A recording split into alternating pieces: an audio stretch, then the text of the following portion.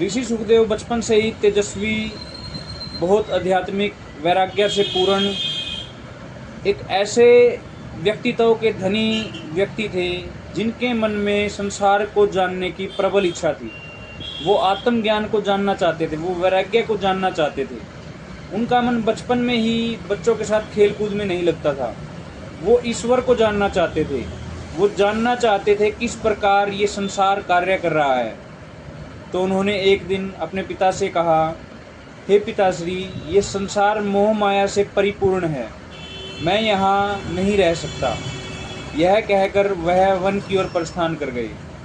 One में जाने के बाद वो पर्वतों पर, ऋषियों के आश्रम में, वनों के बिल्कुल भीतरी भागों में जाकर उन्होंने बहुत से ऋषियों से उपदेश लिया, बहुत से ऋषियों से आत्मज्ञान को जानने की इच्छा जाहिर की, बहुत से उपदेशों को सुना, लेकिन उनका मन फिर भी संतुष्ट नहीं हुआ।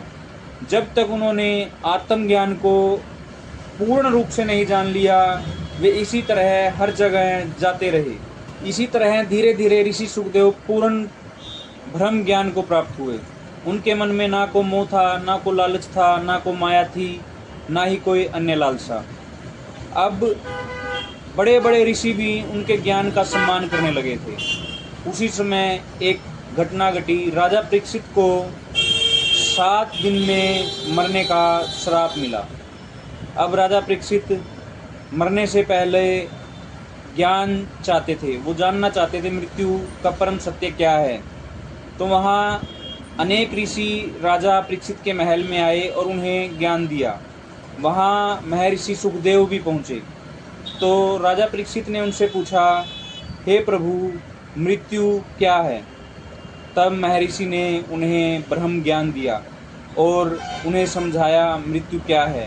पूरा उपदेश देने के बाद भी महर्षि सुखदेव ने के मन में कोई लालसा नहीं थी, कोई पद की इच्छा नहीं थी, कोई धन का लालच नहीं था। वे वहाँ से उठे और पूर्णतः वैराग्य की ओर फिर से प्रस्थान कर गए। ऋषि व्यास अपने पुत्र की इस तरह की भक्ति और मार्ग को देखकर बहुत प्रसन्न थे। उन्हें इस चीज़ का एहसास हो चुका था कि उनके पुत्र का जन्म लोगों को धर्म के मार्ग पर लाने के लिए हुआ है।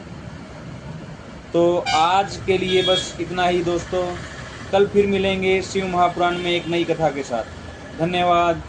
हर हर महादेव, हर घर महादेव।